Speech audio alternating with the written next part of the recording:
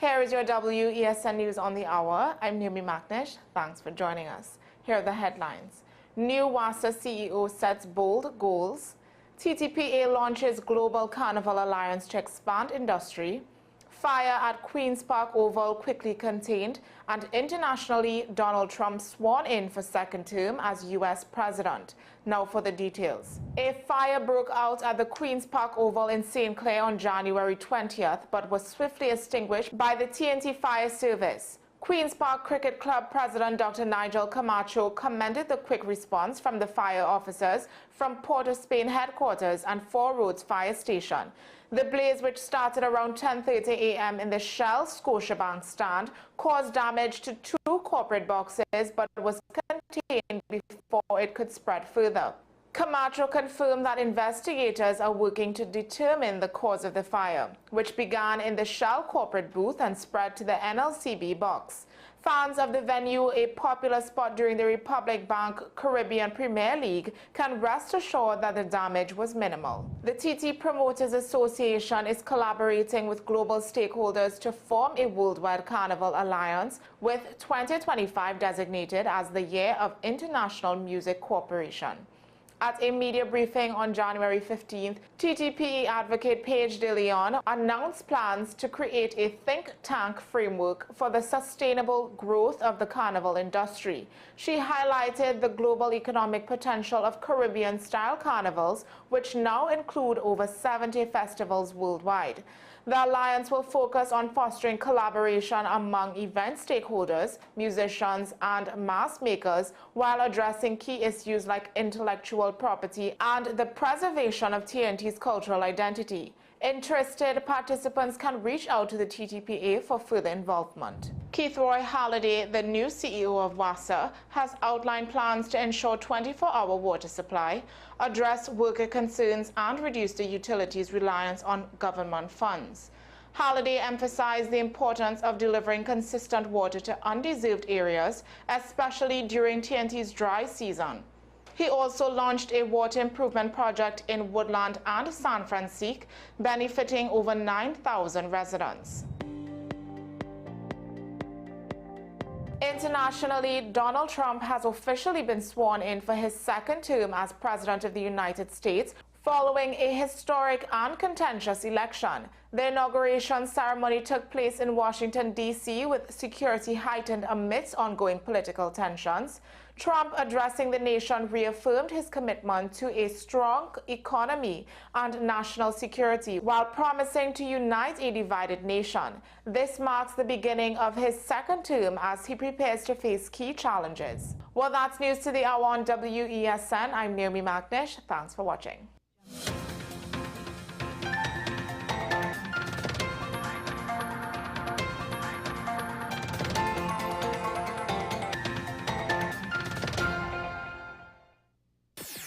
WESN.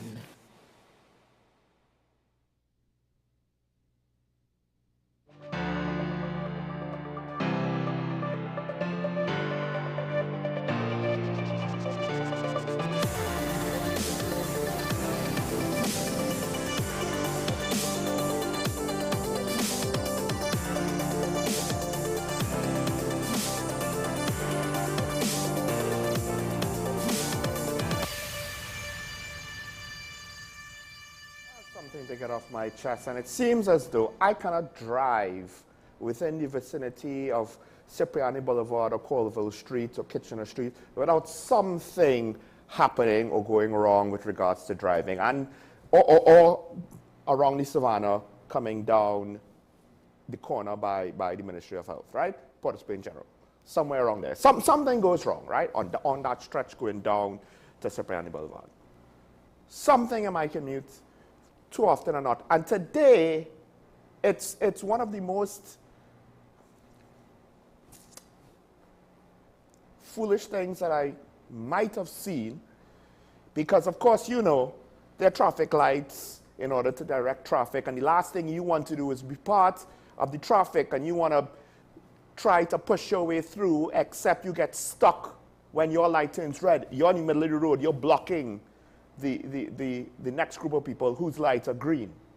You know, and in fact, to some extent, that's supposed to be against the law. There are certain intersections where there's a yellow box, you're not supposed to be there, blah, blah, blah.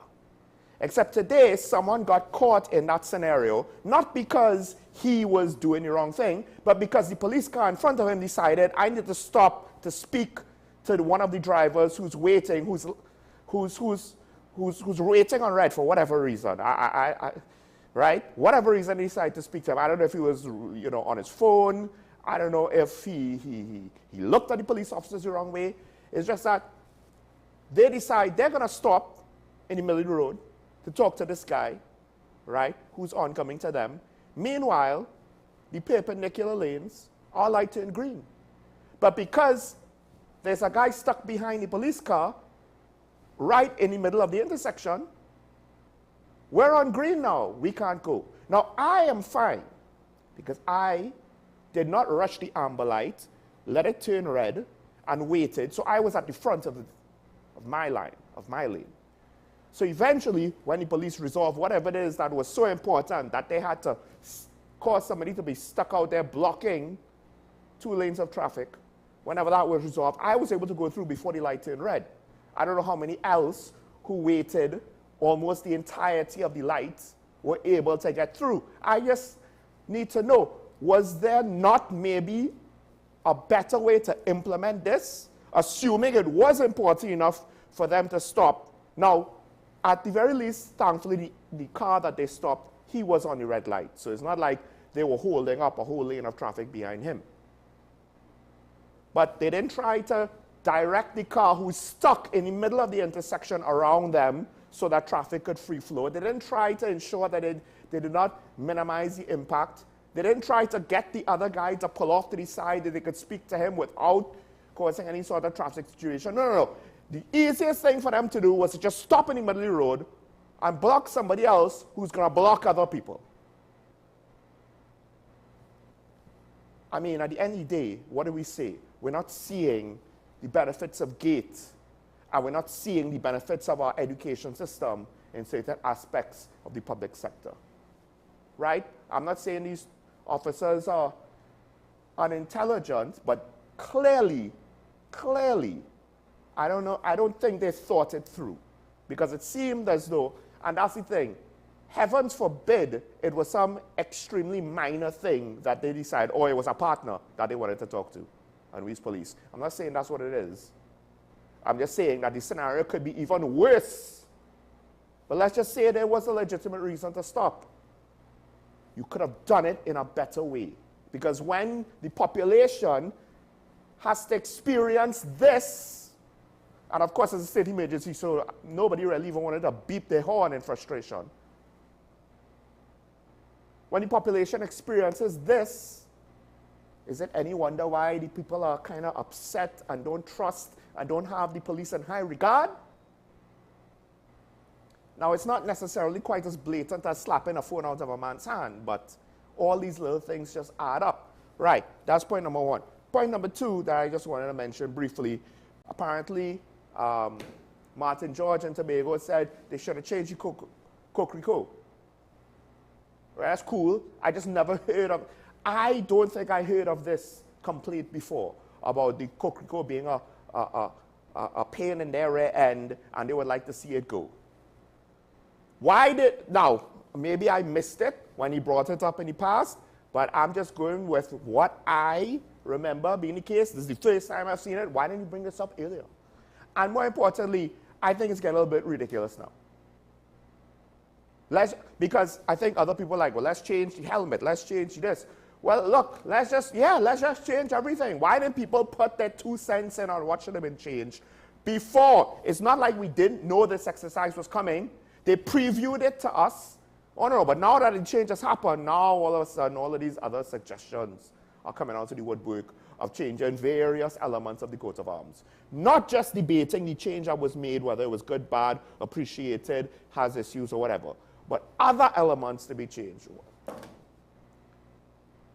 Can we be a little bit more serious about life? If it's that important to us, speak up front about it. Have you been in an organization, whether it's a non-profit, an amateur organization, a friend group, a business, your business, somebody else's business, where they do this thing, right? I don't know about the rest of the world, but I've experienced this too much. What are we going to do? Okay, we have one suggestion. Let's roll with that. And then at the 11th hour or after the 11th hour, like 6 different things comes down the pipe and they want to do last-minute changes. I understand we have a laissez-faire society, but can we not sometimes? Can we? All right. Third thing to get into before the daily review. This is an interesting thing. All 3 papers reported on our opposition leader having a very pointed message on the outgoing Biden administration being too woke. A term that I do not know if most of you know what that term means. Because to some extent, politics, I know they want to say gender is fluid. Politics has been somewhat fluid within the last 9 years, right? It kind of maybe you got things kind of starting off under Obama, but not really. It was only like around 2016 when things really, politics and ideologies like freedom of speech, all of a sudden people were playing ping pong with whose issues or what. And the liberals are looking more conservative and the conservatives are looking more liberal. It's been a crazy last 9 years if you actually follow politics and political science in certain parts of the world. Now, there's a pointed statement that Kamala made. The quote is, at least 2 papers have it, I didn't bother reading the third story.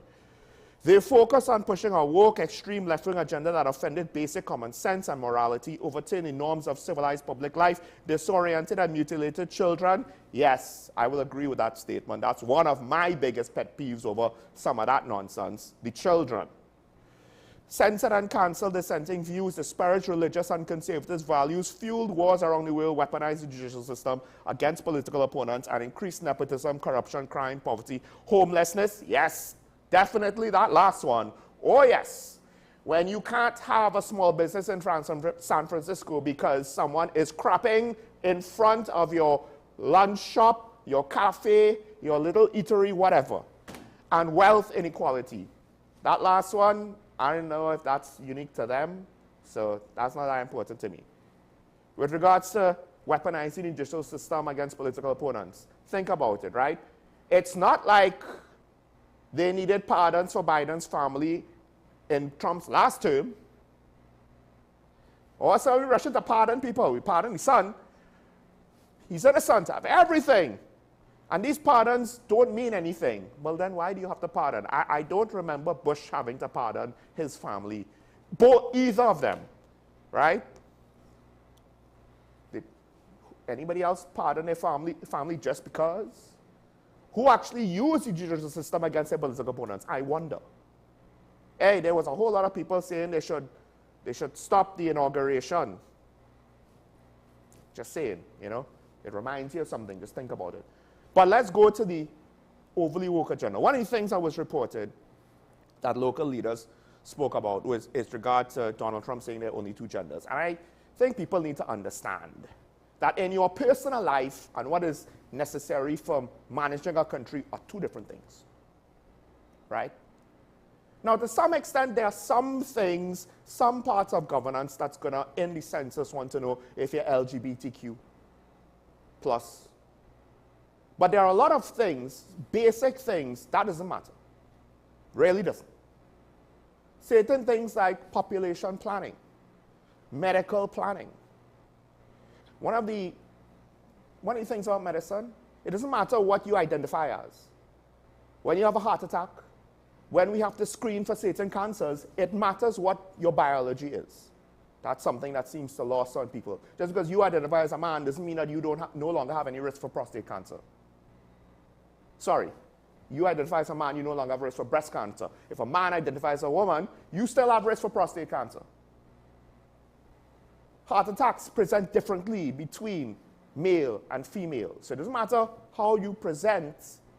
Doctors need to know in order to properly treat that. Why does it matter for, and the thing is, it's not like there are long-term studies to really show us, because even the American Psychiatric Association wants to say gender is fluid. Okay, where are the long-term studies, 10, 20 years, to kind of back all of this up? Because with regards to government, you need to have certain information, like so that you could monitor your demographics. Why is that important? Just as China. China has a demographic situation where they have an aging population and declining birth rates because for about 35 years or so, they had a one-child policy where males were favored over females. So they have an excess of men and not enough women. And a state does not care. It doesn't matter how many of those extra men identify as women. It's not going to help their demographic problem. It's not going to help their birth rates. Now, as an individual, I have no problem if you want to identify however you want to identify. I don't. But it got so bad in America that you had children who cannot drink, cannot drive, cannot vote, and cannot decide to have any other sort of surgery on themselves outside of medical necessities. So they can't, a 14-year-old girl can't just get a boob job because she wants to have bigger breasts. But we could make a life-changing decision like gender, what gender we are at 8 or 9. And then, of course, that actually complicates the gender reassignment surgery down the line when they take hormonal treatments too early because certain things don't develop in order to go either way. And then I think in the last week I saw a video that terrified me, a mentally impaired individual. Somehow they decided this person was trans. It was a woman that wanted to identify as a female, so they did a double mastectomy. And I don't know why, but the images of the scars were out there on the internet of this poor individual. Like, at the very least, why is this being published?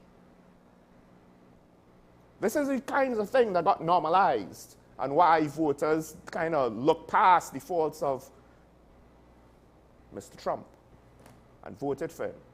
So these are the kind of things that I felt as though they were kind of like almost on the cusp, because we like to import things without really delving into it fully. It's not to say we're perfect. It's not to say that LGBTQ people have the rights that they should have in TNT. I think we're behind on that. But ironically, we ran the risk of being behind on the actual rights that we need to consider giving LGBTQ people while running away with some of the crazy things that we see from abroad. That was some of the things that were being normalized by politics. And one of the reasons why I want to bring it up is, I thought to myself, Trump is a symptom. And some of the craziness was the reason why people decided to go in this direction. He's not a conservative. The Republican Party didn't want him. They didn't want him the first time. They tried to push anybody else but him, but their voting base wasn't going to be denied. Then when he lost to Biden, they wanted to move on from him again. And I found it was spectacularly pathetic that they could not find anybody who could unseat him, a candidate that lost an election, so that he could come back. And the more they tried to get rid of him, the worse their position within their own base of supporters got. And now he has won the popular vote this time, so they can't even say, well, we need to get rid of the Electoral College and go to one man, one vote. Nah, that wouldn't help you this time. It's not because he's perfect. It's not because he's the greatest thing since sliced bread. He is a response to a problem. A response to the problem of our politicians. They ain't worth much. We kind of get fed up of them. So we're on the outsider who's not a politician, who's a bad politician. Objectively, as a politician, he ain't that good. But ironically, because he's not a politician, he could kind of get away with not being a good used car salesman politician.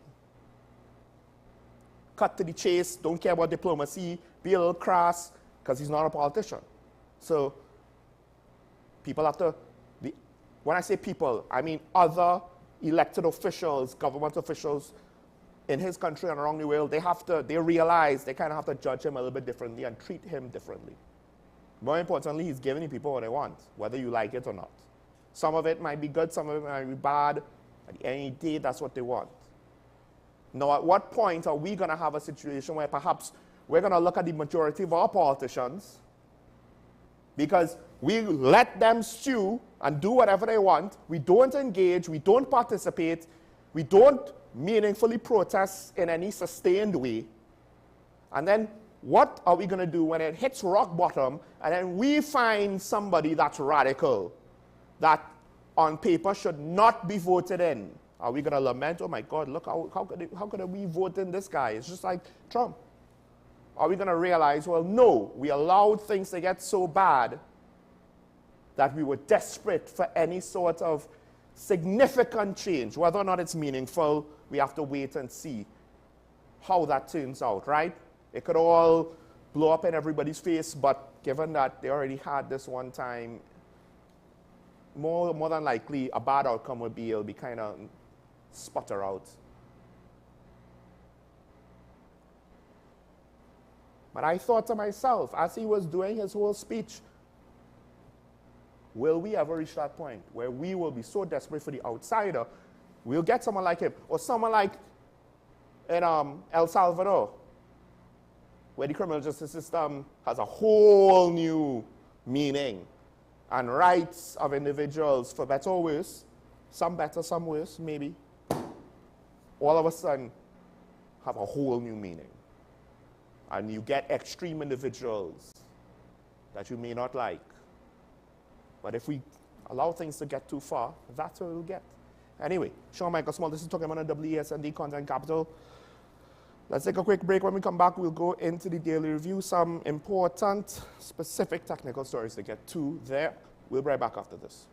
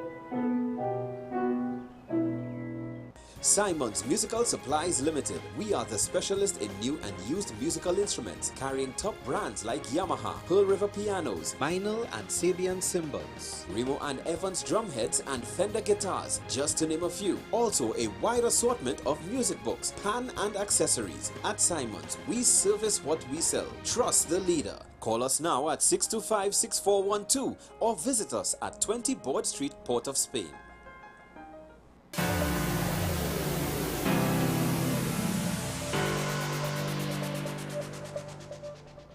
I'm back here and talk about the WSND Content Capital. Just want to say up front, you might think that I didn't necessarily say a certain piece of information in the last thing that I was talking about before the break. I wasn't trying to be all expansive and include everything on every position and account for everything. I was just trying to get to the main points so that we could move on with the show. We only have an hour and a half. It is what it is. Right? If you want to call in, we could have conversations as long as you're willing to have a conversation and not want to try to prognosticate on what you think is right or wrong from on high, because that's one of the things that got the Democrats in trouble over the last 4+ years. Things need to be a conversation. At the end of the day, at some point, what matters to people is what matters to people.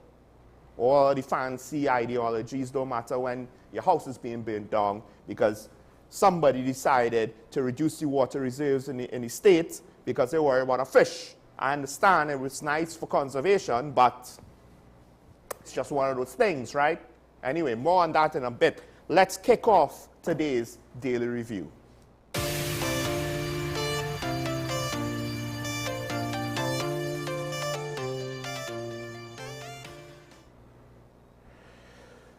All right, first thing I want to get to, this is an interesting topic because we have a crime problem. One of the things that I myself, I don't necessarily have a definitive position on is, what do you make of criminal defense attorneys in TNT? Do you think they are the right-hand men of the gangsters and the drug lords and et cetera, or are they just guys who are doing a job? Because, of course, Mr. Sturge had some strong things to say about the SOE and who watches who's policing the police, right? Although, again, I'm not entirely sure, does he want foreign people to police our police, foreign training for our bureau or division that polices our police, or how does he want to separate that? That's an interesting question. Probably it's a very complicated situation that requires a lot of debate, the pros and cons of everything, and probably nothing should be dismissed out of hand with something this serious. That said, he is a former criminal defense attorney, or he is a criminal defense attorney now going up for office, talking about the crime problem. Now, Gary Griffith, leader of the NTA, he kind of brings up a stance that I can understand. I don't necessarily fully agree with it, but it's not the kind of disagreement where I'm like, oh gosh, he's so wrong. No, I fully understand, because I myself, I'm not sure if I could move away from this stance 100%. And that is, basically, he's looking at Mr. Sturge and saying, you know, you represented gang leaders, right? You got them out on bail. You know, people who were charged for murder, kidnapping, grievous bodily harm, and illegal weapons, you were their advocates. And now you want to talk about the crime being out of control. To what extent is he contributing to the problem? So I get that, like on an emotional level, this is, and it's hard to fault people for that because it is what it is, right? Here's the problem. Here's the problem. And this is not me trying to defend criminals. I understand. We've reached a point where you want to see the book thrown at criminals. You don't want to hear nothing about their rights. You don't want to hear nothing about due process. But Mr. Sturge, Wayne Sturge, as a criminal defense attorney, if he was good at his job, he'll get a lot of clients. And to some extent, the system is based on those accused getting a legitimate defense, proper representation, skilled lawyers representing them. That's how the system works. Not unskilled lawyers who don't know what they're doing give a halfway defense at best, or a negligent effort at worst, and then we're going to go, woo, we got them boys, convictions. That's not how it works. Because right now, it's very convenient to think that it will be limited to gang members and gang leaders and drug bosses and et cetera, but it won't be. Criminal law is not just applied to the gangs. There are aspects of criminal law that at times will be applied to other individuals. There are times when you may be falsely accused or mistakenly identified and get slapped with charges. What is then the process we're going to have to determine, well, who deserves to have their rights protected and the best defense possible, and who doesn't deserve to have their rights protected and doesn't deserve a good defense? We'll then have to adjudicate that. That'll be like our next trial. So this is one of those things where I get it. It's not that I want to see crime bosses go off scot-free. But here's the thing. If the system is working properly, which it's not, let's get out of the way, it's just not, right? Then once they have the best defense available, they can't go to some higher court and say, my rights were trampled on and the results are void. No, they can't. Why? Because they got the best defense possible. So then when they're convicted, we have done our best as a society to ensure that they were not unfairly convicted. And we have not necessarily 100% certainty, but we have a better degree of confidence that those convicted deserve to be convicted. Of course, There are a lot of other factors that undermine that. It is what it is. But this is one of those things where we need to be careful. Here's the other thing. Criminal defense attorney, he's going to have experience, right? Now, he's going into politics. So this is where individual judgments of every single voter will come into play. Will we hold it against him as someone going up for higher office or not, complaining about crime? That's up to you. But to say that there's anything inherently wrong with him being a criminal defense attorney and wanting to cut off his path into political life, yes, you might think, oh, well, how could he played for that team and now he's going to play for our team? All right, maybe that's a wider debate we should have with regards to our political environment. But on a basic level, I don't want to just out of hand have that conclusion, right? Unless we decide as a society to say there ought to be a law or a rule, we can't just arbitrarily put things informally at that level of society. But again, it's still up to all of the voters to decide if they'll vote for him or not.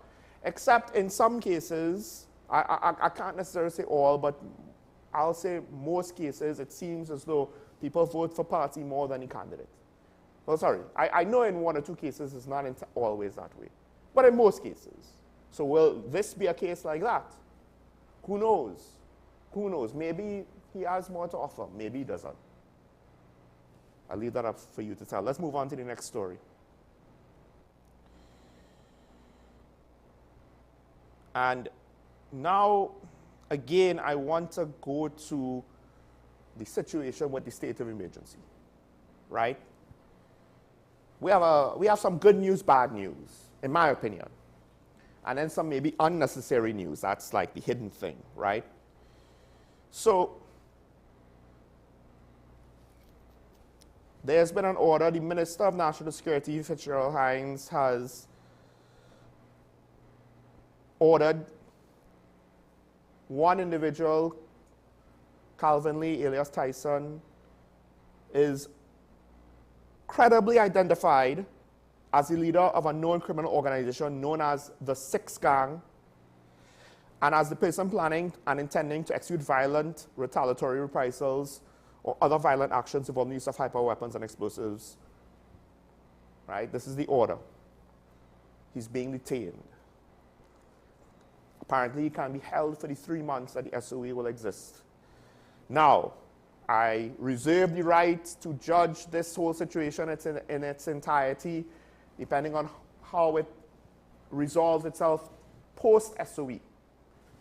Whether the charges and the arrest sticks, whether he's charged with anything that sticks, whether he has to be set free, whether he sues the state or not, all of those things, we have to see how that works out. I ain't in the police service to know exactly how that's going to work right now. I just know that we've seen what happened in 2011, what came out of that. But, assuming that they know this guy and have good evidence on him, on the surface, because technically he's innocent until proven guilty. Let's not forget this, right? On the surface, they have a criminal enterprise leader. He is supposedly not small fish. He is supposedly big fish. Now again, they always have the intelligence. Individuals are always known to them, but they never have enough evidence to arrest. So we're using an SOE now. To what extent this is going to hold up long term, I have no idea. But at the very least, they're trying. Again, we reserve the right to determine if the attempt was a good or not. But they're trying, right? Cool. Now we get to the not so good news. Because I think that's good news, that they're actually going after big shots. One of the things that I'm afraid of is that in my country, to borrow a phrase from one pageant contestant from Trinidad and Tobago, in my country, we don't see big shots being arrested by the police. And it begs the question, is there a lack of will to go after the shot callers? They just want to go after the street thugs because, you know, everything remains kosher. Nobody tries to target us. More on that in a bit. So, with that said, 22 days later, DCP Junior Benjamin or the police executive are trying to say, well, murders are down. Decrease in killings, decrease in violence. And I don't know if we've been here before. 1 month when it starts to low, they want to say, see, it's down. It's like, that's not a trend. If in 3 months we see it trending down, that's something. But we're still within striking range of about 30 murders for the month of January. Now, I do believe the record-breaking year, January murders were low. Then the follow-up year, which did not cross 600, January murders were high. So 1 month doesn't mean anything. 22 days don't mean much, because if we go with the first, 10 days or the first week, you know, there were only 4 murders. We were at 1 murder every 2 days. Now we're creeping up to 1 murder a day. By the end of the month, we could be over 1 murder a day. And that is within the norm, to be honest. So I don't know why they're trying to pull these stats for and these analysis, and then they want to say the follow-up to kind of make it seem like they're not trying to mama guys, but that's not good enough. Because how could you say that the level of violence has been reduced significantly when we have high-profile attacks still? I can't remember the last time a prosecutor was killed. But then, one of the murders from Sunday, I don't follow all the murders. I say that constantly because I would like to not have an emotional breakdown at some point. And one of my past jobs was to monitor all of these things. And what tended to happen is either there's an emotional breakdown with whenever there's a story that's significantly more depressing than the rest, and the rest essentially just get lumped into the norm, or this is normal. Or somebody was killed, I don't know why, but they were gunned down, normal, and you get numbed it, and I'm trying to avoid that as well. But 2 or 3 things I'd like to highlight. 1, children being murdered. 2, important officials being murdered, right? Agents of the state, etc. 3, people who do not want to be in gangs or reportedly did not want to join a gang being murdered. And one of those murders is a double homicide on Sunday in Matlock. Young men, one I believe 26, the other 19.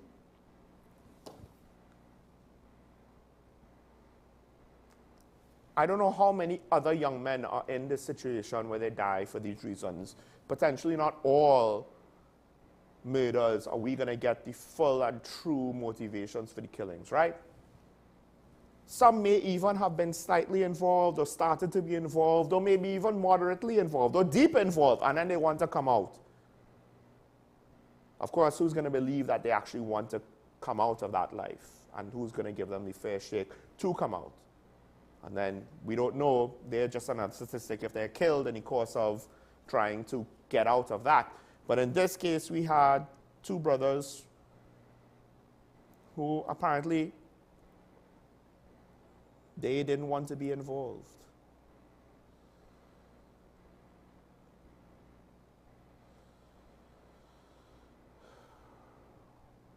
I mean, that's what the family member purported as a potential motivation. And assuming it's true, maybe it's not, but assuming it's true, the possibility, I believe, it breaks my heart every time, especially when we're asking young men to not be involved in gangs. But not everybody lives in a community that is geographically distant from this problem. Some young men live at the heart of the issue. And it's not so simple to ask them to just avoid it. You know, they have family members who people say, why do you just avoid them? It's like, No, sometimes you can't just avoid a family member. You can't avoid the place you're living. You can't avoid where the rest of your family lives. There's some things you just can't avoid. And you need help or protection or something to get out. Otherwise, they're not just sucking you in with temptation, they're sucking you in with threats. Or this could happen. And a state of emergency, this is not the kind of headlines that I want to see to then give me confidence that the violence is dropping. Because apparently it was a group of 4 people that got attacked. I don't know. I don't think the other 2 individuals were killed. But then we go to I did say there was a part that I think is unnecessary. Again, DCP Junior Benjamin, he was on a certain program and it came up. Something that was brought up in the past. Not all police officers were heeding the call to come from leave, to return to duty. And of course, the conversation as it was reported, it's not clear what the actual figures are. Is it a large amount? Is it large in proportion to the amount that was on leave? Is it large in proportion to the entirety of the service? Is it a minor amount? Like, how significant is this problem? And to some extent, if you're not going to give us the context, and it could be a minor problem, right? But you're not going to give us the context, so you're leaving it up for us to speculate how bad of this problem it is, because you're saying, well, they will be disciplined under, the regulations of the police service. That's nice. But you're just telling us, well, we have a problem. You're not explaining it fully. And it could potentially be not as big as an issue as your lack of information is making it out to be. To some extent, I do wonder if this is unnecessary. You're making me think that things are really going wrong here. Do you have to tell me this? I already knew that this was a problem, so you reiterating the point is making it come off that this is really bad. And I hope that the situation is really bad for you to unintentionally frame it that way based on how you're communicating this thing. This might be one of those things where it may actually be better off not telling the public. Because at the very least, if you're going to tell us, then give us proper information so that we'll know what the context of this statement is. But because you kind of left it up in the air, it just looks horrible. It looks like there's an issue with discipline and accountability in the police service. Well, or rather, this looks like another example of that. And that the police service is potentially out of control. Don't do it like this. Please. I don't get it. All right. Let's take another break. We'll continue on with the daily review when we come back. Stay tuned. This is Talking About the WSN. We'll be right back after this.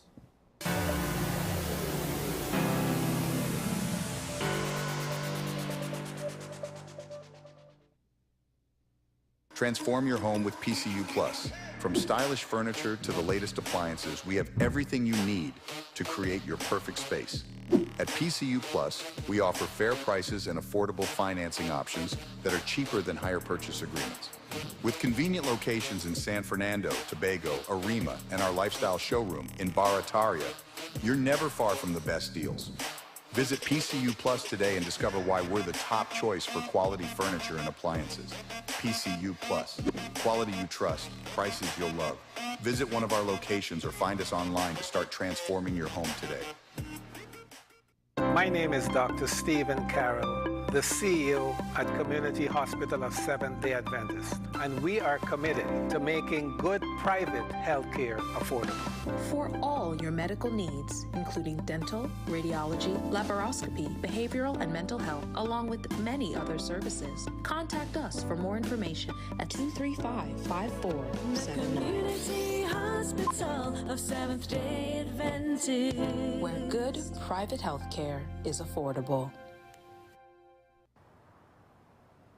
Bill and Ruth fell in love with the Benjamin Moore color Dry Sage, but they tried to match it using another brand's paint. I mean, it's close enough. Almost identical, Really?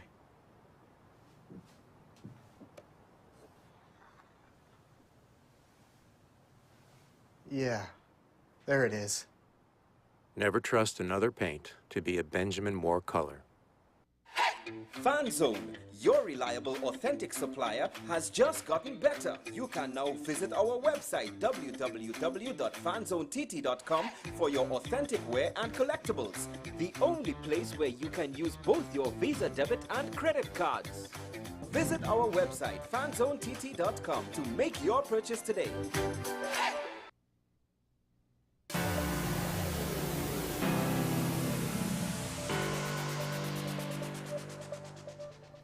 And we're back here and talking about the WSND Content Capital Show. Michael Small here, staying on the previous story because there's one more thing that I want to get through or get to, and that is the Prison Association has come out and they're calling for their officers. That's the president there. He's one of the spokespersons calling for their officers to get firearms users license to protect themselves because 2 officers' homes got shot up. Now, here's the thing. There's 2 things with this that I have an issue with. 1, having an FUL is not going to protect you. It's not going to guarantee your safety if you get ambushed, right? When the Deputy Commissioner of Prisons got attacked, to some extent, it was very fortunate he was attacked with a pistol and that his little girl was not hit, his driver was not hit, he was not hit, right? If you're ambushed, you can have a gun or not have a gun. Until you draw that gun and could return fire, you're basically the same. Someone getting shot at who's not shooting back. And you could die before you could get that gun out. You could die before you could get in a firing position if you got ambushed. Remember the prison officer who was killed? His daughter was right next to him. The car pulled up alongside in the middle of the day. Bow! Dead. I don't think it mattered if he had a gun on him or not. So that's one thing. Getting an FUL is one piece of the puzzle of trying to solve this problem, but it ain't going to solve the whole problem. And it definitely not solve any root cause of the problem. Because in my mind, I would like to think that there's something alarming about a state of emergency. We're under a state of emergency. We're trying to suppress violence. And someone is going to deem it to be normal to shoot up the homes of prison officers, or the home of 2 prison officers. Anybody else find this a little bit alarming? That the state of emergency is not giving people pause to not just attack the household of prison officers? Nobody else finds this? Maybe we've reached a bridge too far.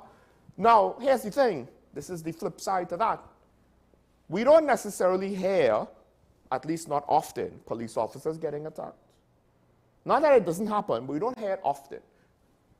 Members of the regiment getting attacked, members of the Coast Guard getting attacked, members of the fire service, let's throw that in there, getting attacked. We don't hear stories like that often. What do we hear the most often? Prison service members getting attacked. And now we have to ask ourselves the question, why? And there are 2 basic answers. It's not limited to these 2 answers, but there are 2 basic answers off the top of my head, some of which could branch off into more detailed specifics. And there may be other answers that I am not able to bring up at this time, but the 2 ones are very simple. 1, the prison officers are doing their job, and the inmates don't like that, so they want to get some sort of reprisal for it.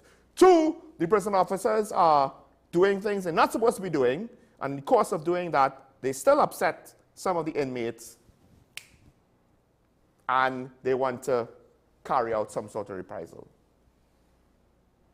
Given the fact that the head of the Prison Association did say, let's not just investigate the junior officers, let's investigate the senior officers too, somehow I do think that there's something there with the, maybe some officers are involved in things that they're not supposed to be involved in. And look, Minister of National Security lamented about another murder. Being involved in crime. Let's not be involved in crime. That might get you killed. That might get you attacked. Well, what's good for the goose is good for the gander, no? What is it about the prison service? Because we spend a lot of time talking about the TTPS. I don't know if we spend enough time talking about the prison service and asking questions about the prison service. First of all, okay, who polices the police? Who polices the prison service? What's going on there? How much officers are going to be caught trying to smuggle in contraband and their food? How much contraband in the cells are going to be confiscated? How many fetes within the prison with music and food and what have you are going to be videotaped and broadcasted on social media? Before we start to ask relevant questions with regards to how did this happen? Why is it being allowed to happen? How is it being continued to happen? Okay, we're not necessarily getting answers from the prison service. What about the bosses of the prison service? We don't just hold the prison service account. We don't just hold the prison service bosses account. We also have to ask the people above them, within the ministry, the elected officials, the permanent secretary, the unelected people in between. Accountability starts from the top, goes all the way down. And we seem to be lacking it in national security. Now, maybe there's an explanation for this that will assuage some of our fears, but we need to have that. I ain't about to try to speculate a pie-in-the-sky scenario on where this looks kosher, because it doesn't. Like at this point, it doesn't. And then, here's the other thing. How is it that prison officers can be attacked so frequently? And like, I don't really see a response to this. Now, who knows? Maybe inmates are getting beaten in prison. We know 2 inmates died from blunt force trauma. Sorry, 1 was a suspect in custody of the prison service. He wasn't an inmate. He wasn't convicted of anything yet. So, by the way, we under state emergency, and these things still happening. So again, it kind of begs the question, is this really working? I'm not going to judge it, like I said yesterday. I'm not going to judge it to be 100% failure just yet. There's a lot of things that we still need to see how they're going to work out and turn out before we could say for sure, good or bad, state of emergency, successful or not successful. But a little bit of good news, and then there's a decent-sized portion of not-so-good indicators. All right, let's move on to the next story, something I didn't get to yesterday. Not too much to say here, just that there was a cash flow issue with VAT refunds, so it was delayed. Revenue wasn't as much as expected. They had some revenue shortfall, so they had some cash flow issues, so VAT refunds got delayed. My main thing is this, you know, the Minister of Finance, he says this, I get it. To some extent, it is what it is. It's just to highlight the fact that we have cash flow problems, folks. We have cash flow problems. Ironically, you paid the VAT.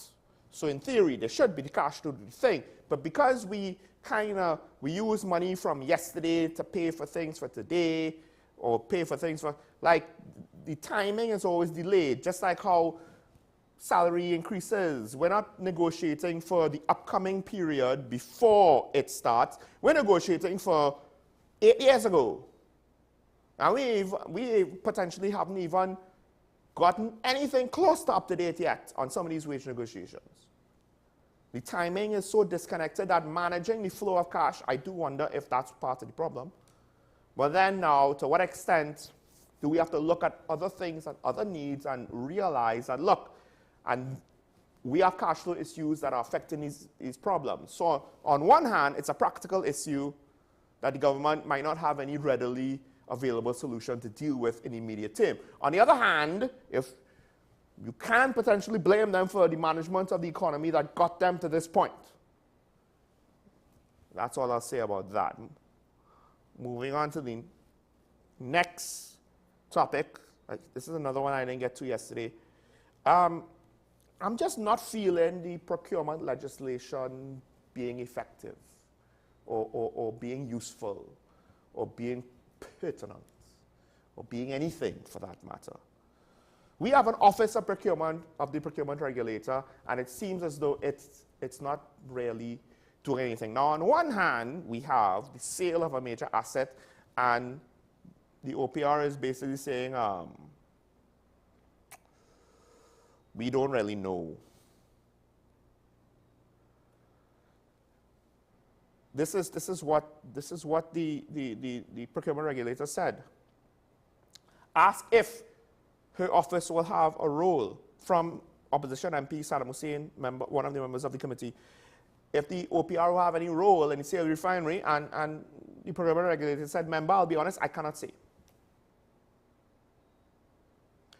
The OPR spent some time on guidance related to best practice regarding disposal of public property in alignment with the requirements of the Public Procurement Act.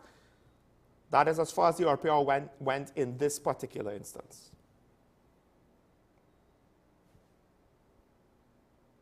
Why do we have this? And why do we proclaim this as being a thing if the procurement regulator doesn't even know if they are going to have any input on this? You know, we're not talking about the sale of a 10-year-old car from a ministry. We're talking about the refinery now. Because in theory, anybody that buys it will then potentially be operating it or dismantling it. It's not a small thing. We have a stake in it getting back up and running. It could mean jobs and a boost to the local economy in that area, which took a hit when the refinery was closed down. But then it goes on further with regards to a lack of compliance with some state entities and procurement, in part because, to some extent, there are changes and, how to put this? Readiness to operate under the new legislative framework is sadly lacking. That is to say, they made changes, it has to change, but the various entities, they were not ready to actually move from how things were done before to how things are supposed to be done now. And this seems to be a bit of a trend in more ways than one. We have this thing, it's in full effect, it's working, but then we have entities that they're not ready, they don't necessarily know, they don't have all of the systems in place to make the change. How does that work? Could someone please tell me? And exactly what's going on. So, Keith Scotland is saying, well, they need a roadmap, and I think the Office of the Procurement Regulator is trying to get that in place. They don't have the manpower to try to assist every state entity through every teething problem of moving from the old way to the new way. Part of it could just be, you know, a lack of resources. Remember what I said in the last story? I mean, I remember when VAT refunds and other things like that, they promised some payments that were delayed the year before, no? Part of it is managing expectations. I understand if the money's not there, but don't try and tell us everything is great, and then we have these issues. Don't try and tell us that the procurement the regulations are great, and then this is coming up. Like right now, it seems as though all the money spent on this new legislation for procurement reform and this office and all of the changes, it seems like all the money spent on it, on this exercise, has netted us very little practical benefits. Especially since we can't say for sure with full certainty that it's getting the corruption and waste out of the system, when the procurement regulator is not involved with one of the high-profile asset sales that this country is undertaking since said office came into being.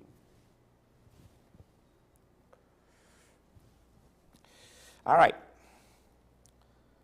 Last story for the morning before we finish off the daily review and open up the phone lines today. This is a very interesting one because, of course, there's the world has changed now that Donald Trump is the president of the United States of America. Some of the things he wants to do is kind of wacky. I don't know if it's necessary. Gulf of Mexico to Gulf of America. Kind of like the whole thing with the coat of arms, right? Now, to what extent is it necessary, practical? I haven't even thought about that. But one of the things that I am looking at is this policy decision. So, all right, a government saying there's only 2 genders. Now, again, for certain things, I think that's practical. I'm not saying it's practical or necessary for everything, but I'm saying for a government level of decision making for certain things, that is practical and necessary. One of the other things is with regards to the whole green energy. Because one of the reasons why green energy looked cheaper in some cases was because it was subsidized. So if it needs subsidies to be cheaper, is it really cheaper to society? There's a cost, there's an opportunity cost for those subsidies. A very real dollar figure because it's a subsidy. And it seems as though America wants to move away from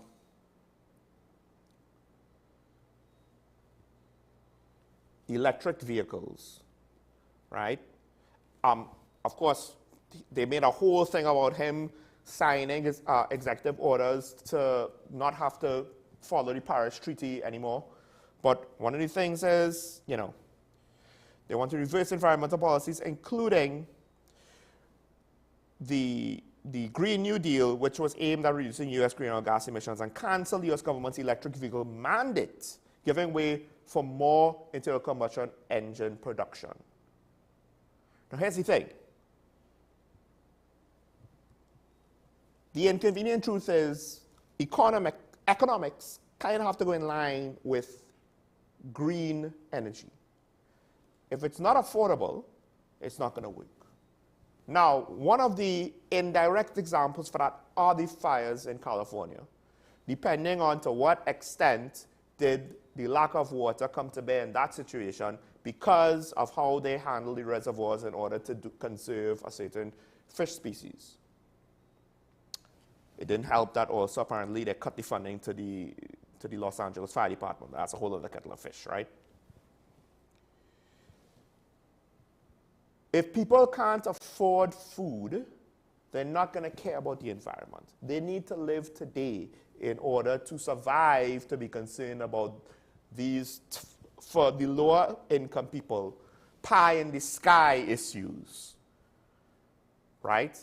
That's why immigration became so unpopular, because their elected officials, in some cases Democrats, were telling the poor people in certain cities like New York, Baltimore, Chicago, Washington, D.C., etc., we don't have nothing for you poor people because we have to put these illegal immigrants in luxury hotels. We have to have resources for them. We have no resources for you all. Well, all of a sudden, immigration became a very easy issue for those Americans. It was an issue they disagreed with. Same thing with green energy, right? Africa didn't want to hear nothing about banning coal when they needed cheap energy to help their economies continue to grow and pull their people out of poverty. Because it was Europe telling them, hey, you need to cut coal. What happened after the Ukraine war? Germany, one of the big green proponents, they went back to coal. That said, we're in an interesting situation. It's not like we have a lot of resources of fossil fuels and coal to burn. We do have cost of fuel to import, right? We do have electricity generation. Yes, I understand that. So we do need to worry about our energy future. Now, with regards to importing fuel, one of the things that could help, and I think is helping, are these hybrid vehicles. I'm not sure about going fully electric just yet.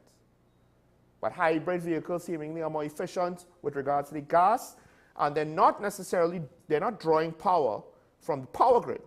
Because then if we just went all electric, the inconvenient truth is, well, the power has to come from somewhere.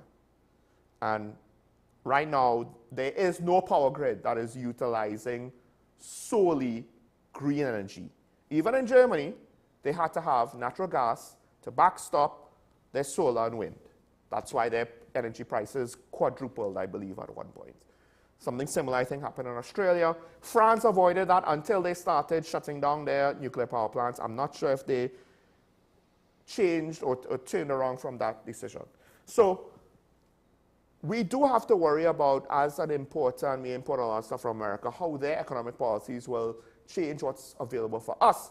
But as pointed out by the TNT Automotive Dealers Association, We don't import American vehicles for the most part, left-hand drives. We import a lot of Japanese vehicles. And I think I think it's a good idea. Let's leave the whatever we have in place for hybrids, because I do think it's going to help hopefully keep the cost of fuel down, because we hopefully won't pass the threshold where the subsidy will no longer giving us the full benefit, right? There's a limit with regards to the subsidy. If our fuel costs and importation stays down, then potentially it will help prevent any sort of shocks on that level. Because who knows when another thing is going to happen and the cost of fuel is going to go up again. Now, to be fair, Trump is saying they're going to drill more. That might change the global price of fuel. Ironically, that could also hit our revenues. So there's benefits and negatives. But the thing is, I don't think we are really strategically looking at renewables properly. And I'll just say this. I do think it's a good idea for us to have more hybrid cars and to encourage people to have hybrid cars for fuel efficiency. Because just bringing the fuel in, that's a cost, not just the fuel itself.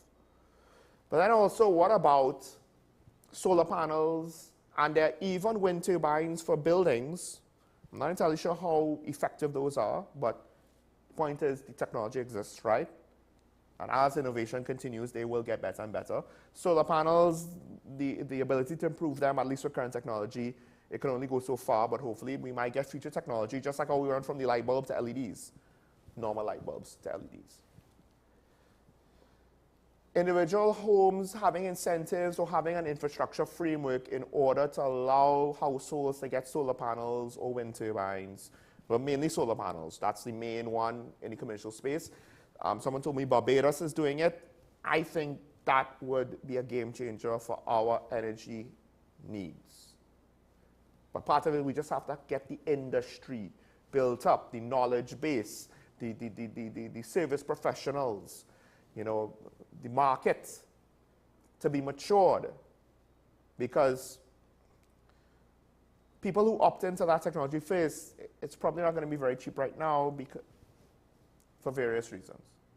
Locally, just to get them in, and who's bringing them in, is anyone bringing them in bulk, and so on and so on. And then, let's just say we have more solar panels in various on-the-ground implemented ways, not some big solar park in some central location that's have to transmit the power across the country. But say gas stations will have solar panels with recharge stations. We'll have solar panels for our homes. We'll have solar panels in our workplaces and the parking lots. Then full electric vehicles become more attractive. Because right now, economically speaking, the full electric automotive part of the industry is not really looking so good. It hasn't been implemented very well. So we don't necessarily have all that it takes to try to push too hard for that. That's why I say we could go with the hybrids now. We could crawl before we could walk, and then walk before we could run. But this is a long-term thing that we and the rest of the Caribbean have to figure out sooner rather than later. But who knows? Maybe in 50 years, mini nuclear reactors that are totally safe will become a thing, and we just need to get like 2 of those, and all of our power needs for the country is met. Wouldn't take a whole, would just be a small facility in the north, a small facility in the south. No muss, no fuss. Who knows where technology will lead us to? I don't think the big solar farm is the way of the future, but that's a lot of technical reasons for that. But that's my opinion, and I've said it before, and I'll leave that there. Let's take a break. When we come back, we'll open the phone line. Stay tuned. This is Talking About WESN. We'll be right back after this.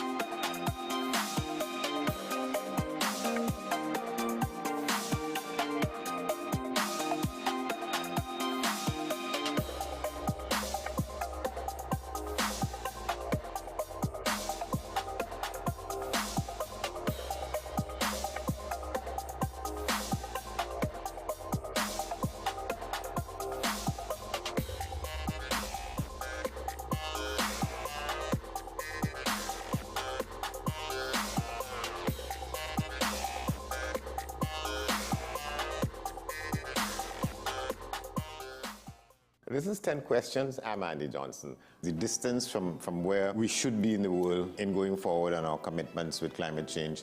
The effects of climate change that cannot be accounted for, it's called loss and damage. And we're seeing loss and damage happening so much more in this decade and the previous decade. The principal term there was this question of the correspondent banking issues. That is why we're trying to build capacity with this country here, Trinidad and Tobago, and other countries in the region. Man is not showing any signs of stopping or even slowing down. More than half of the forest in Trinidad is already gone. All the plants and all the animals and all of the nice clean water and fresh air and everything had to be on this planet for humanity to have a chance. We have small change when it comes to countries that can take decisions, and when they speak, the world listens.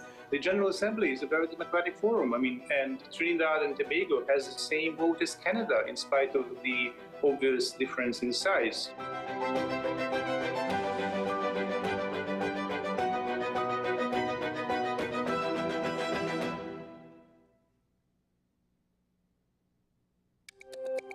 Every word, every line, every paragraph depicts a real moment in someone's life.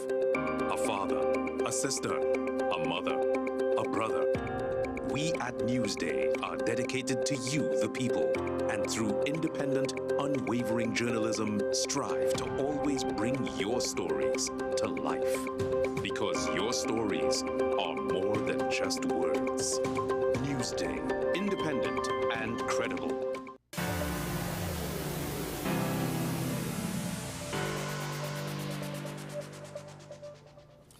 Welcome back to Talking About, ladies and gentlemen. And I guess maybe the theme of some of our topics today, at least with what's happening in the States, is we really need to figure out how to do our own thing or come to our own conclusions or have our own policies for ourselves. What's pertinent for us in our circumstance, in our situation, in our environment. We import too many things with regards to ideologies and initiatives, and it's not always suitable to implement it the way how they're implemented abroad. And I think our energy future, that's one of the things.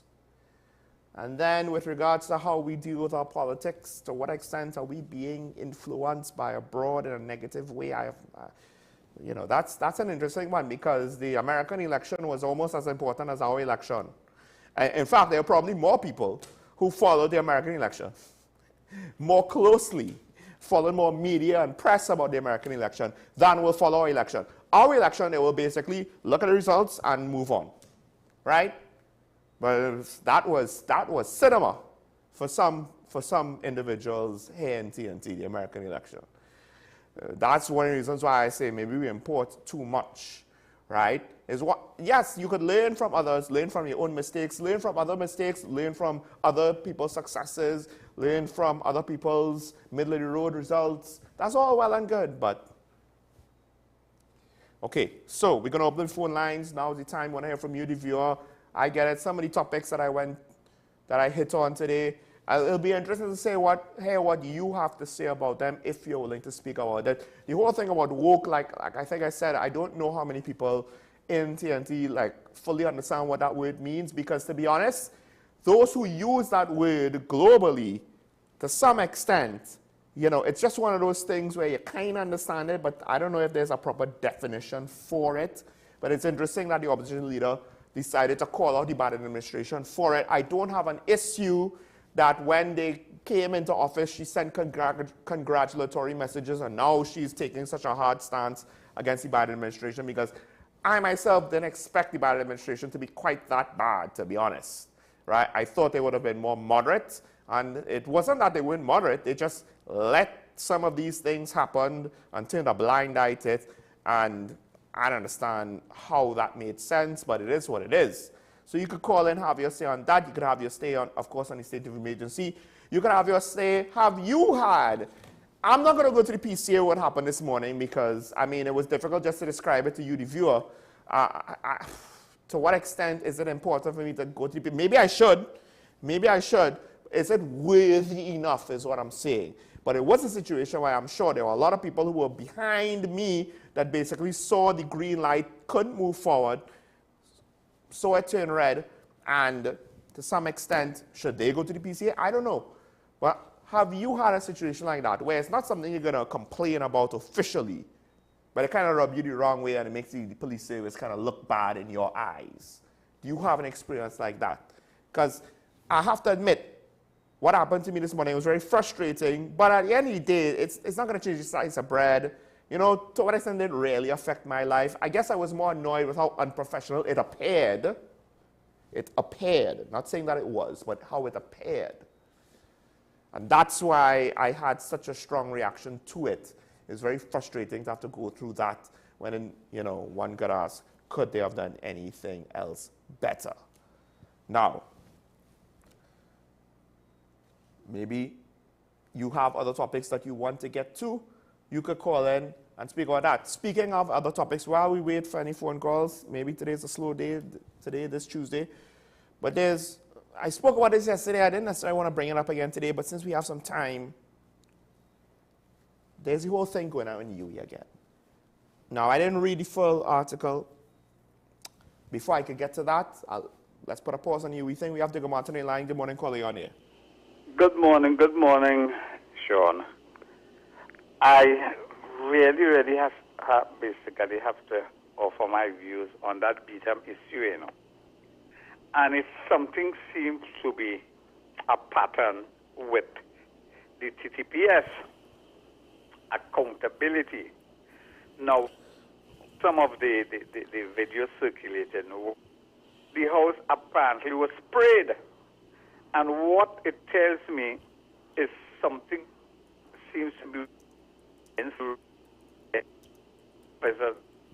and I go back to the issue, I believe in 2022, when a policeman was shot because the whole of the Western Division went to execute a warrant.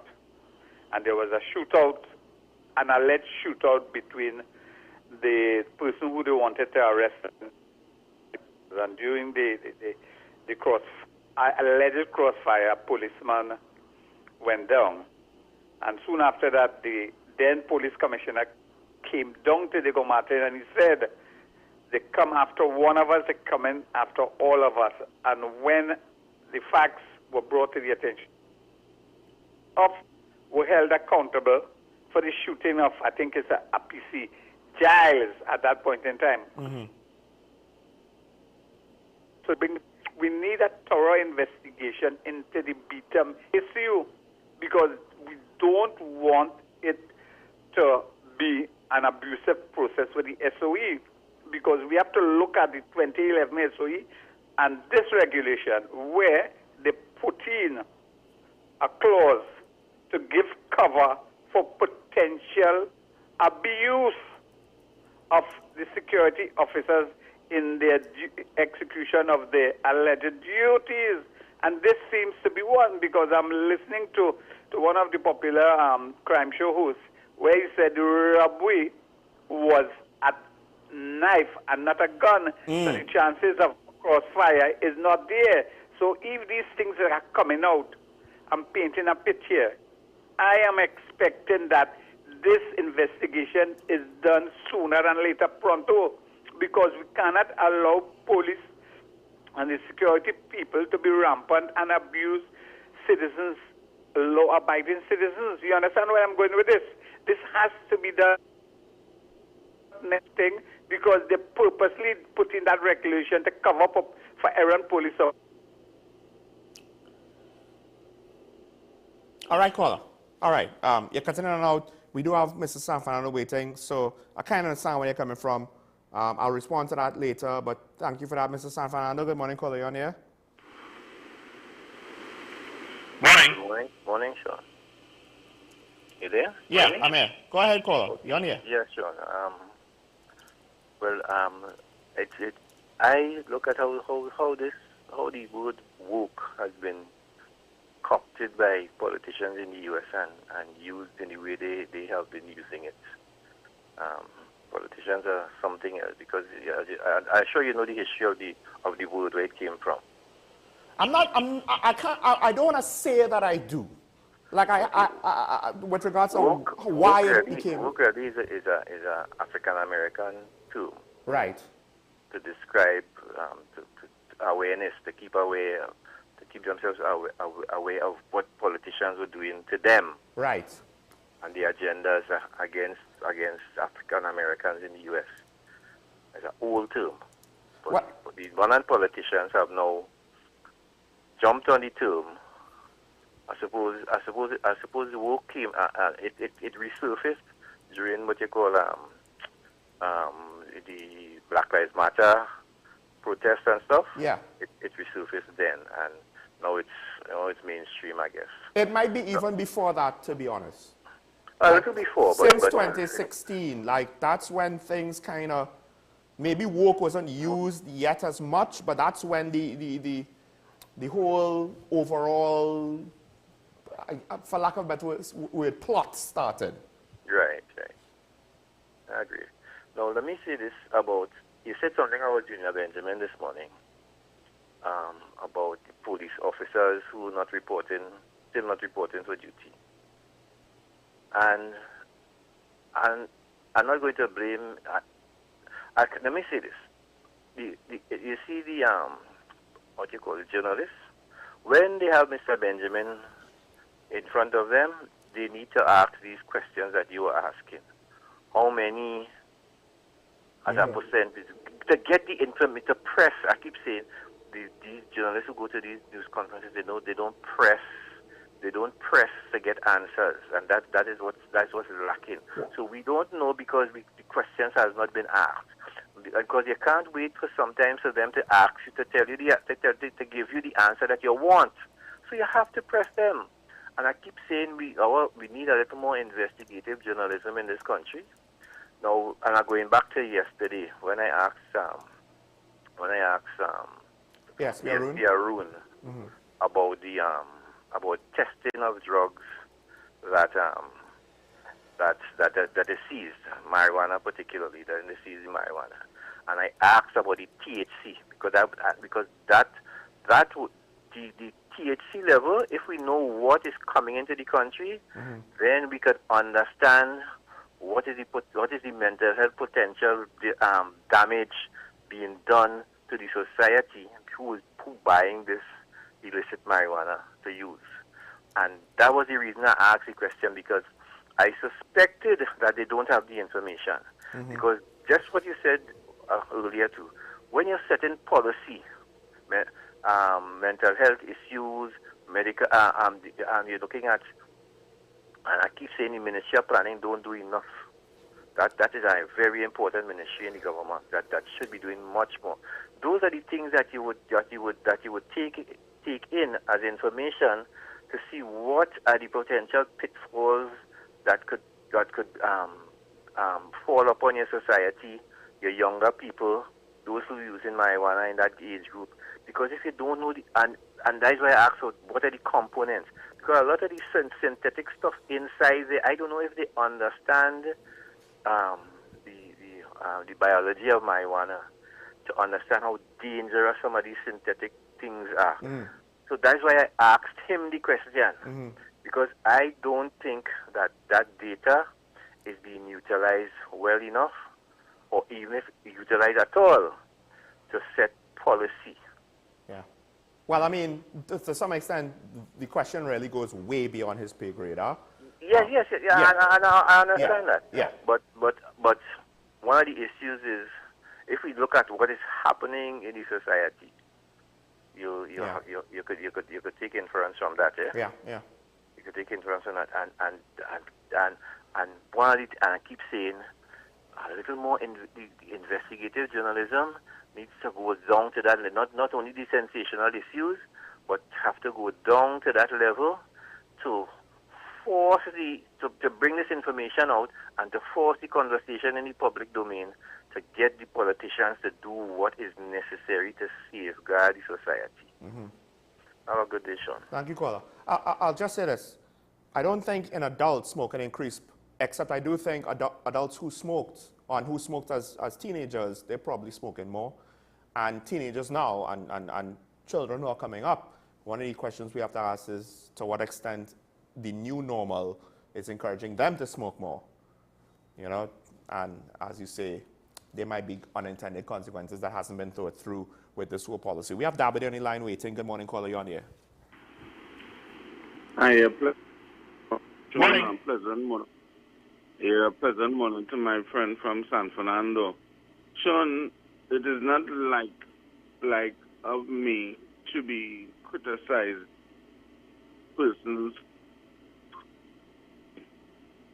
but your caller from Diego Martin went over and beyond.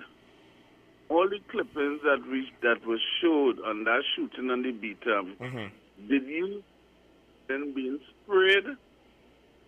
There was one bullet hole or maybe two for the most that was showed that the media reported. And there was an eyewitness who I don't think, in my opinion, to be credible, said she saw the soldier shooting, and your caller from Diego Martin went straight to the police. I mean, what does he have with the police and the police service? Let me go on another point. Your criminal, the attorneys that represent criminals and gang leaders and all that sort, which are criminal law attorneys, they are ones that are partially responsible for what is going on in this country. One word, recidivism. These same persons that have been told to us that time and time again, they get bail today and they start committing their crimes tonight. If we could only do something to really that bail law and keep them away for a good time, we wouldn't have them repeated as repeated offenders. Most times they come out and they know exactly who they're going to, whether or who to. These attorneys promise them, hey, I'll get bail for you. And they know exactly. Sometimes they get credit, you know. They do have money, so they go and put on a work the night and pay the attorneys the next day. John, thanks for the opportunity. Yes, caller. Yeah, you were breaking up a little bit, but we got the gist of what you're trying to say. I'll say this. I'll accept partial if you want to say this. There's some responsibility with criminal defense attorneys. However, I think the real issue is the system is broken.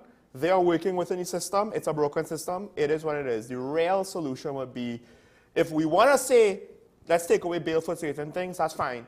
But that's not the criminal defense attorney's fault. That is a lack of political will.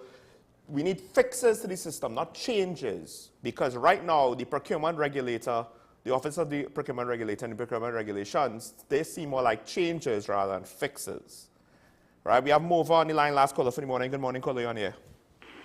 Good morning, Sean. Morning.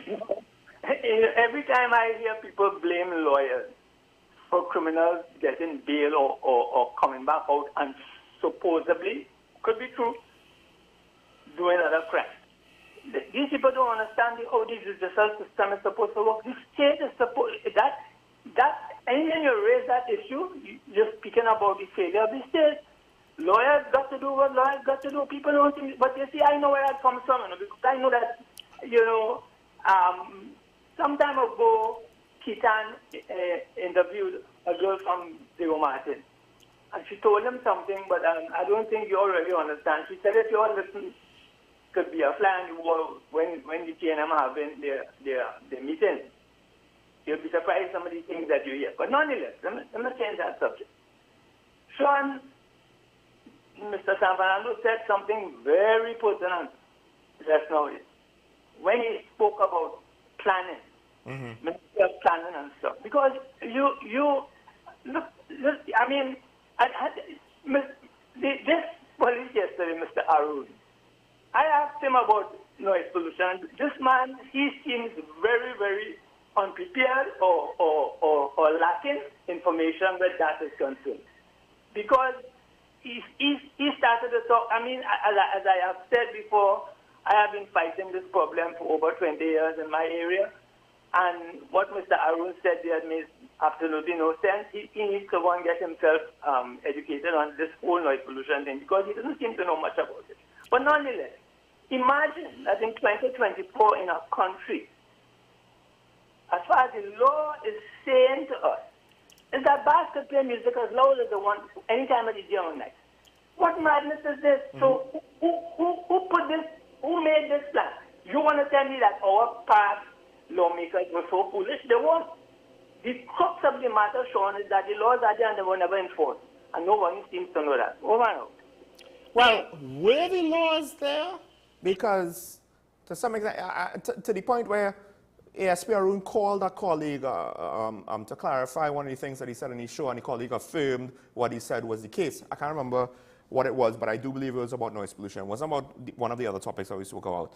And it seemed as though our noise pollution laws per se and how they were treated with in the past, to some extent was a little bit informal. To some extent might have been done via case law or common law. And to some extent might have been a policy, but not something enshrined in law. So at some point, once the various individuals learned what the actual law on the books are, because we still have laws for certain things that we inherited from the colonial times. And I'm pretty sure loud music from speakers was not necessarily something that some of our colonial laws, when they were written, right, which they weren't written at the time of our independence, they were written before that, right? I don't know if they cover the kind of situations we have now with music trucks and fetes. Just saying. So he was pointing out, based on what he understands the laws to be serious issues, and I'm not saying you're wrong, because I don't know for sure, I didn't read the laws. But based on what he said, it seems as though some of the things that your expectations are not necessarily based on the actual, literal interpretation of the law, of what we have on the books. There may have been policies, there may have been things that police did in the past, etc., etc., etc., but for whatever reason, based on the current situation, the precedent set currently with regards to certain policies and common law precedents from the courts, etc., etc., we are where we are at, and we need the legislatures to fix it, not just police to kind of determine how they're going to deal with it. I think it has reached that point, unfortunately. Now, with that said, I'll say this. I agree with your point. Now, the system is the problem. But back to what Dabadi said. While the system is the main culprit, we need to understand that to some extent, criminal defense attorneys are willingly participating in a system that, in my opinion, is broken. And at least some of them have acknowledged the fact that it's broken. Right? I had one of them on my show. So, yes, it's legal. Doesn't necessarily make it 100% right. And I understand that how a legal system, that's one of the things that I said when I brought this up. The first topic in the daily review, somewhere around 8:25 is when I brought this up in the show, I believe, if my memory is correct, and I brought up the same point. This is necessary for our criminal justice system. The problem is our criminal justice system is not working properly. But I will not say that we need to punish criminal defense attorneys. That's the solution. That's not the solution. The solution is to fix the criminal justice system, fix the judiciary. But let's not kind of fool ourselves to think that St. Teresa is all of our criminal defense attorneys. Some of them, they're doing the job. We need them to do the job. Some of them, maybe they're more involved than they want to admit. We don't know. But at the end of the day, the fact of the matter is the repeat offenders that we have, based on the shared volume of crimes that we don't have that many criminals. We don't have a couple 100,000 criminals in our society of 1.5 at best million. So there's a lot of repeat offenders, right? And okay, to what extent is the defense lawyers within the system getting them out? I'm not saying that it's illegal for them to do so. And it's not like in every case, you know, okay, we know for sure he's going to be repeated. No, it's not the defense attorneys know for sure what their clients are going to do once they get out on bail. But in some cases, at least in a few exceptions, they probably have a pretty good guess. But it is what it is. We can't, I agree with you in the sense that we can't just vilify defense attorneys and get rid of them or punish them or try to tackle the problem from that direction. That's not going to work because that is messing with a fundamental part of our criminal justice system. And that's not how we fix this problem. Now, I'll say this. There are some things that Mr. Digicel said today with regards to the SOE giving police officers cover. I get what you're saying. I did not hear that. I didn't see the clips. I'm not that well connected on social media, apparently. So was it soldiers? Was it police officers? I've reached the point where we need the investigation to happen. If it was a case where the criminals only had knives, yes, there is still a world where you can use a gun when the opposing party has a knife. It all depends on the circumstances, a clear and present threat to bodily harm by the use of the knife, not just, oh, I have a knife and I'm like 20 yards away and I'm not acting aggressively and I'm just standing there. It all depends. There's a lot of moving parts of this, but no, I don't think the SOE is to just cover the police. I think it is to try to circumvent some of the burden of proofs on other legislative issues with regards to the anti-gang bill and stuff like that they have run into a brick wall and cannot overcome. And I don't know, you have legislation problems. I don't know, fix it. But again, the president, God bless his soul, called for crime talks, bilateral crime talks, and neither side kind of really seemingly put a serious effort to get it done, in my opinion. And I'll just end with this. I actually don't think politicians subverted the word woke, Mr. San Fernando. I think it was actually activists and political commentators and media personalities that kind of started to organically be generated from around 2016. I think they're the ones that really started to use the word. And when politicians use the word woke, I actually think they know even less about how to apply that word in the current cultural and political space globally than a lot of people in new media, but in particular, and the political activists, right? So it's just one of those things where, ironically, culture and politics intersect in this case. And for those who really care about accuracy and proper scientific research, it would probably be a very interesting case study with regards to sociology and political science. What took place in North America and in the UK and parts of Europe as well between 2016 and now, and maybe even a little bit before. But we will end that there. Over time, unfortunately, as usual, I want to thank all of our callers for calling in and contributing to the conversation. These things are important. I don't even know what the Ministry of Planning is there for, because one would think that each ministry would do its own planning for their respective areas. So I don't know. Is the Ministry of Planning central planning? I don't know. Cabinet? Doesn't Cabinet do Office of the Prime Minister? I don't even know. But yes, there seems to be a lack of planning outside of giving us a copy and paste budget. That's the plan that I could see. I don't know what else the plan is. We're selling stuff this year, apparently, to try to... We are the old rich family that's run out of money. Now we have to sell assets. That's what it looks like. That's the plan that was presented to us. That's the be-all and end-all. If that's not good enough for you, that's why you need to be more involved in how the country is being run. We all have a civic responsibility to do our part and not put our head in the sand when these conversations come up because we don't want to hear the unpleasantries. That's, if only we could do that in life, but we can't. Adulting has to go on. With that said, make today a good day. As Mr. Shaw would always say, remember your allegiance to this republic, Twin Island Republic, a special place. It's still special. Let's try to keep it from falling apart. It's nice to be nice. Even if you don't like how the police are treating you, be nice to them. Be nice to people that you see on the street. Stay safe out there. We will see you tomorrow. Bye-bye.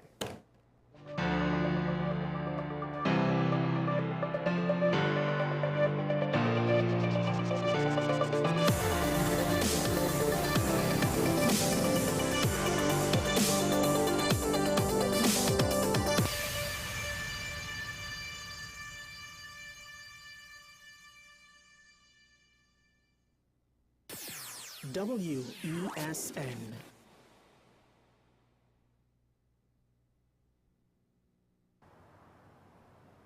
Bill and Ruth fell in love with the Benjamin Moore color dry sage, but they tried to match it using another brand's paint. I mean, it's close enough. Almost identical, really.